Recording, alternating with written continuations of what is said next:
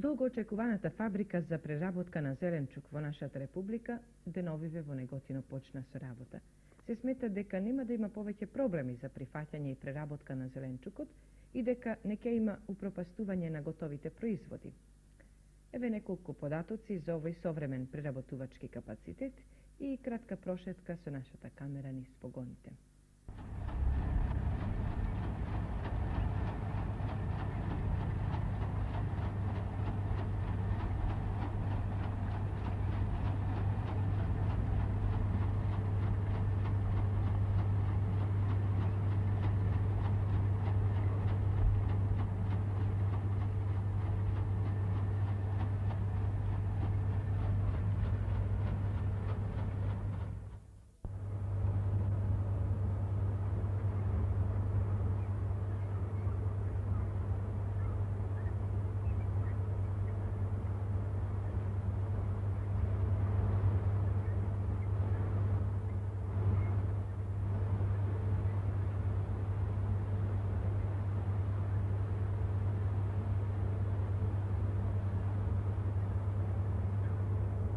Фабриката за зеленчук Македонија има капацитет од 19.000 тони готови производи, а за да се добие ова производство потребно се околу 40 милиони сировина.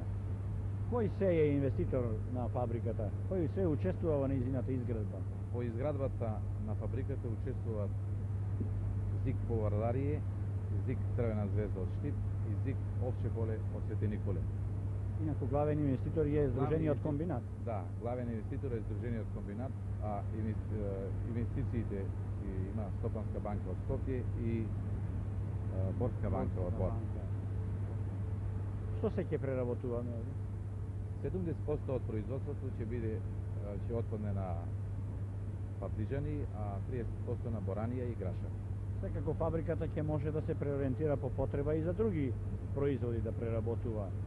Да, во перспектива фабриката ќе треба да преработува стокови од паптижани и Опремени ли сте со достатно кадар?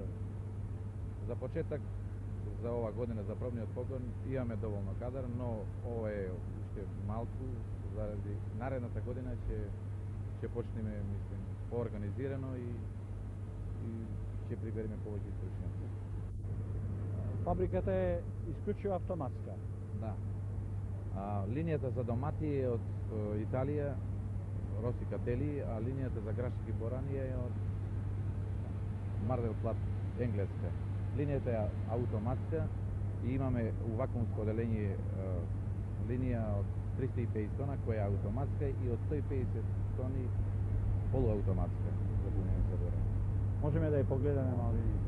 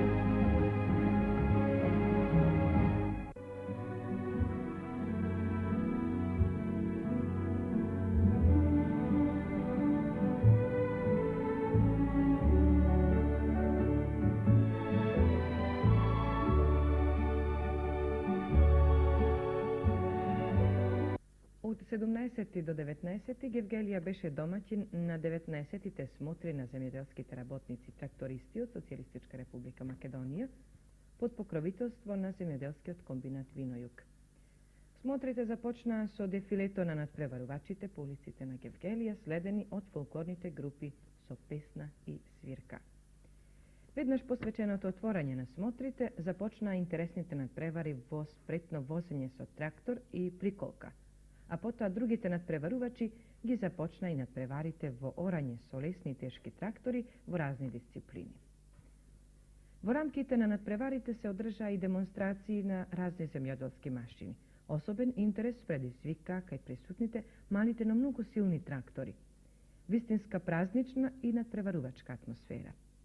Општ е впечатокот дека ваквите смотри надпревари што ги организира Републичката конференција на народна техника на Социјалистичка република Македонија, заедно со другите заинтересирани општествени форуми, има повеќе кратно значење. Пред се надпреварите е масовно училиште за стручно издигнување на земјоделските работници трактористи. Во развојот на современото земјоделство, трактористите се основното јадро во групите земјоделски работници, бидејќи скоро сите земјоделски работи се изведуваат механизирано и поради тоа трактористите се всушност современи земјоделски работници. Од вкупно 60 надпреварувачи, првите места во екипна конкуренција со лесни и тешки трактори ги освоија надпреварувачите од Битолско, земјоделскиот комбинат Пелагонија 2 и на земјоделскиот комбинат Црвена звезда. Во поединечна конкуренција наградите ги освоја Киро Георгиевски од Битолско, Никола Јаневски од Пелагонија и Љубе Милошевски од Куманово.